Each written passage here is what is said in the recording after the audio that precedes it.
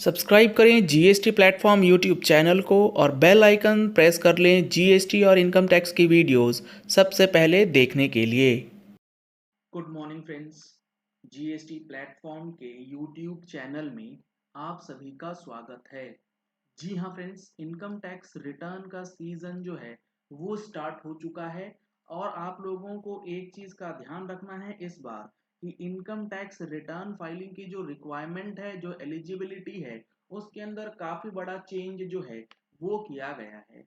जुड़े रहिएगा इस वीडियो के एंड तक ताकि आपको भी जो ये नया बदलाव किया गया है एलिजिबिलिटी के लिए वो अच्छी तरीके से समझ में आ सके और आप अपनी इनकम टैक्स रिटर्न्स सही तरीके से फाइल कर पाएं।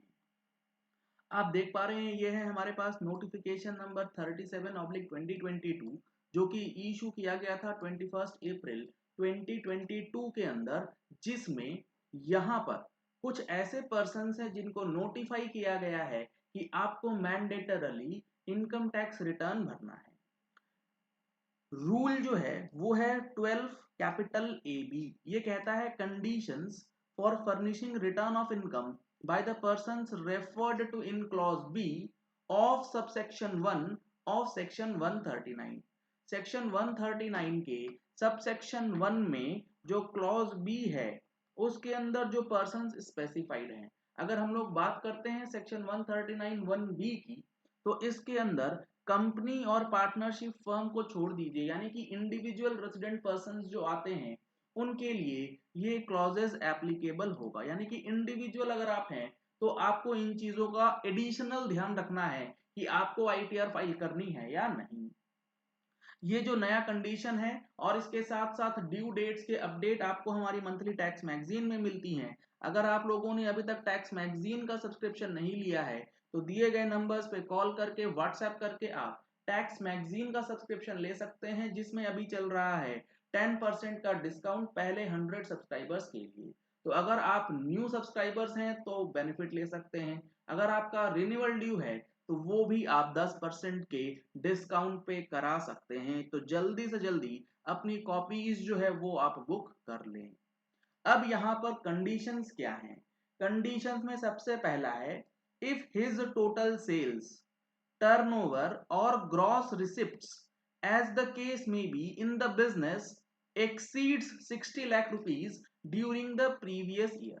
यानी कि फाइनेंशियल ईयर 21-22 में अगर आपका जो बिजनेस है उस बिजनेस से सेल्स, टर्नओवर या ग्रॉस रिसीप्ट्स जो है वो 60 लाख रुपीस को क्रॉस कर चुका है, तो इररिस्पेक्टिव कि आपका प्रॉफिट क्या है, इनकम क्या है, आपको इनकम टैक्स रिटर्न भरना मैंडेटरी कर दिया गया है इन कॉन्ट्रावेंशन ऑफ रूल 12AB।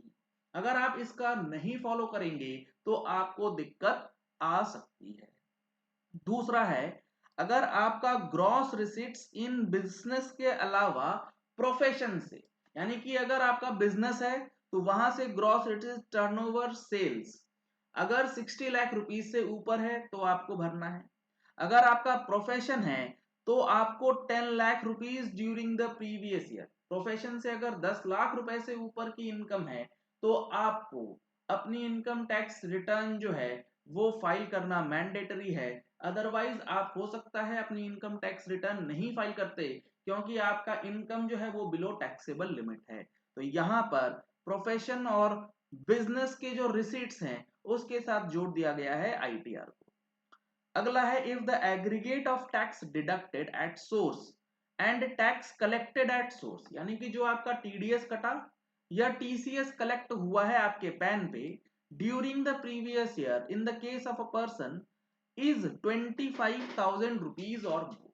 अगर आपकी रिसिप्ट भी नहीं है, आपका बिजनेस भी नहीं है, लेकिन आपके नाम पे एफडीआर का कोई इंटरेस्ट का टीडीएस कटा हुआ है या अदरवाइज कोई और भी टीडीएस या टीसीएस कट के आपके पैन पे जमा हो गया है, जो आपके फॉर्म 26AS, AIS या टीआईएस में रिफ्लेक्ट कर रहा है और उसका जो अमाउंट है वो 25,000 रुपए या उससे ऊपर का है, तो आपको अपनी इनकम टैक्स रिटर्न फाइल करना मैंडेटरी कर दिया गया है। काफी इंपॉर्टेंट है, अदरवाइज आपके ऊपर फाइल्स के साथ साथ लेट फीस और पेनल्टी जो है वो लगाई जा सकती है। अगला है the deposit in one or more savings bank account of the person in aggregate is ₹50 lakh or more during the previous.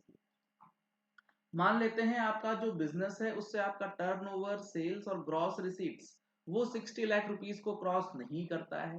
जिस प्रोफेशन में आप हैं उस प्रोफेशन से आपके रिसिप्ट भी 10 लाख रुपए से ऊपर नहीं है।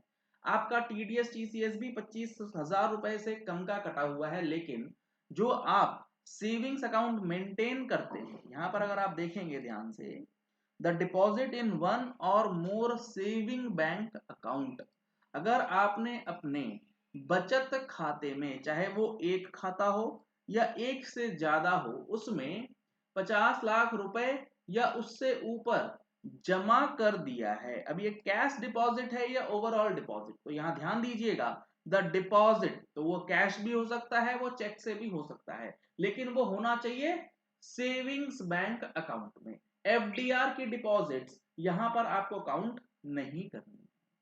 तो सेविंग्स अकाउंट के अंदर अगर आपका डिपॉजिट क्यूमुलेटिवली जितने आपके अकाउंट्स हैं सेविंग्स के लिए, तो 50 लाख से ऊपर अगर आपने जमा कर दिया है तो भी आपको इनकम टैक्स रिटर्न भरना मैंडेटरी है। Provided that in the case of an individual resident in India who is of the age of 60 years और मोर, अगर आपकी एज 60 या उससे ऊपर की है at any time during the previous year, यानी कि 21-22 में, द प्रोविजन ऑफ क्लॉज 3, तो ये 25,000 वाला जो टीडीएस का लिमिट है वो बढ़ा करके आपको 50,000 तक रिलीफ दिया जाए। तो 60 साल से ऊपर के लिए और 60 साल के लिए 50,000 की टीडीएस लिमिट रहेगी, अदरवाइज सारी कंडीशंस जो हैं वो इसी तरीके से काम करेंगी। काफी इंपॉर्टेंट चेंज इस बार के इनकम टैक्स रिटर्न में आपको ये फॉलो करना है, आपको नहीं तो आगे चल के परेशानी आ सकती है। चलिए इस वीडियो को यही एंड करते हैं। आशा करते हैं कि आपको ये पॉइंट कि इनकम टैक्स रिटर्न अब एडिशनली किन्हें फाइल करना है ये अच्छी तरीके से समझ में आ गया होगा। अगर आपने हमारे चैनल पे फर्स्ट टाइम ट्यून इन किया है तो चैनल को सब्सक्राइब करने के लिए नीचे दिया गया रेड कलर का सब्सक्राइब बटन प्रेस कर लीजिए। साथ में जो बेल आइकन है उसे प्रेस कर लीजिएगा ताकि वीडियोस की नोटिफिकेशंस आप तक रेगुलरली पहुंचती रहें। Thank you and have a nice day. Subscribe करें जीएसटी प्लेटफॉर्म यूट्यूब चैनल को और बेल आइकन प्रेस कर लें जीएसटी और इनकम टैक्स की वीडियोस सबसे पहले देखने के लिए।